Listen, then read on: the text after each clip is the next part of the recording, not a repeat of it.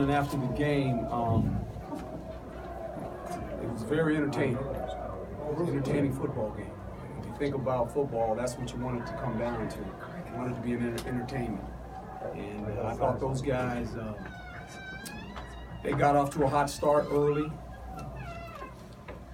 But if you think about our football team, and if you really look at it, this whole season, we play in games like this, where it's one score.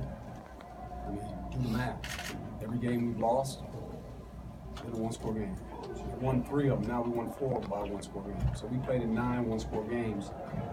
And I think, this is crazy to say, we're very comfortable there. We're not in the panic mode when it's not like we're winning by a lot of points. We just kind of keep fighting. And that's just kind of the DNA of the players.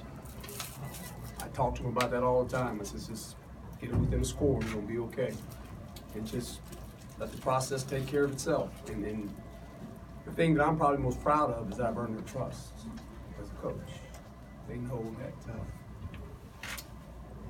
just keep battling. That's what you do. That's what makes football so great. It's kind of ebb and flow of a game, and you just watch it unfold. And I think when you don't panic, you don't just go awry and start doing things, you got a chance. And to these guys' credit, they played 9 of them, one-score games. They've only won 4, we lost 5. But it's something to build on because a lot of games are played that way. They're played tight, and you don't blink, and you feel like if we get back in it, we got a shot. We can win it, and we've done that this year. That's kind of been who we are. Coach, to piggyback off that, I mean, it's tough, like you're saying, when you're down, you're saying not 2 different things, but get away from the run game. And yet you stayed patient with it, started getting bigger chunks. What were you seeing? I mean, was probably saying, give me the ball. Well, our problem early in the game, if you watch the first half, and I told them at halftime, I said, guys, we're getting negative yards on first and second down. We're a lot of 3rd and 8s, 3rd and 11s, 3rd and 12s, 3rd and 15s. And we can't get enough plays generated. And the quarterback hurt us. Their quarterback, he's a marvelous football player. He left the pocket twice and makes some throws down the sideline on us, which is just made. That's just you can't practice that. That's the unannounced play. And to their credit, I mean they battled and. They had a tough one last week up Washington State, and they came back to play in this game and played tough. And I told Coach he's doing a good job with his football team when the game was over. But I'm proud of these guys because the whole season's been that way for us. It's kind of been back and forth. We had a couple games where we blew some teams out, but it's been this kind of game for us. We don't panic. We just don't. That's not our DNA. And as long as you don't panic and you stay true to who you are, you're going to have a chance at the end. That's what I believe. Coach, when did it flip the switch? Probably midway through the 3rd quarter.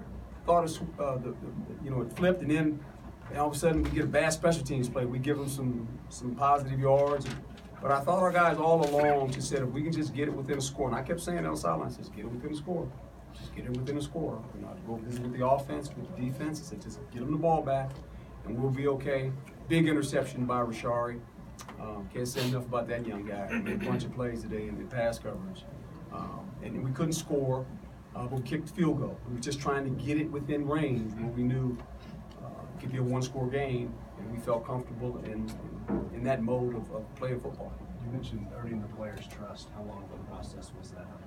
Well, I mean, when you first get hired, these players don't know who you are. I'm the guy off the television. Hey, that's the guy on TV. Manny came to the press conference. I coached Nikhil and Cabral in the Under Armour game, but most of these kids, they know from the guy on television. And the coaches, I never coached anybody on the staff. And so you got to hire new coaches. You're bringing in a new defensive system. You've got some offensive guys that have been here, but it's about earning everybody's trust and understanding this is the way I'm going to do things. And I got to do it every day. I got to be consistent, and I think I've earned that from these guys. Coach, was there a moment of confidence for you where you were like, yeah, we're down 19, 4th quarter, we'll be all right? Was there a moment for you? Yeah, I mean, if you watch me, I ain't a panic kind of guy. I've been in too many of these games. It's a funny game. It's momentum and it's a play or two. And offensively, I just felt that early in the game, we were always behind the chains on third down. We were always third and long, as I said. And I told them at halftime, we could move the ball. We have to get more positive plays on first down. And we were able to do that. Then we hit some big pass plays. Manny played fantastic. And then we came up with some big pass plays, and all of a sudden you could see the energy get back in our football team. And then the defense made a couple plays and made a couple critical stops, you know. So everything kind of came together. And I just think it's the way you go about things when the game is being played as coaches. You know, you're teachers, and you're giving them hope. If we do this, this will happen. And lo and behold, we got it to the position to where we took the lead. And then it was a matter of, okay, now I'm getting nervous again, because I'm like, we missed a 2-point play. We're going, okay, here we're trying to get, we knew they were trying to get into field goal range, and we were able to make enough stops. We had to kick a long field goal, and we missed it right. Coach, taking over the Sun Devil football program, what does it mean to keep the Territorial Cup in Well, Raleigh? you know, this week I read up on it a whole bunch, but I had actually people that have played in it and coached it and talked to the team. Manny was the last one to talk to him last night about the cup and about the rivalry and what this meant. It has been quite a rivalry, 119 years. That's a long, long time. And it kind of gets overlooked because of the teams back east or in the Midwest that have these, you know, bonded. When you talk about Michigan and, you know, Ohio State, whenever they play somebody, it's the rivalry and all that. I get all that.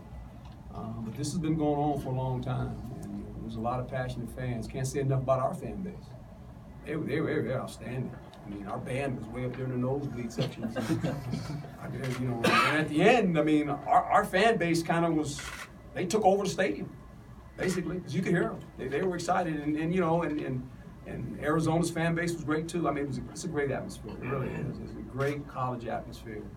And you got to give those guys credit. They battled. They really battled and took us right down to the wire.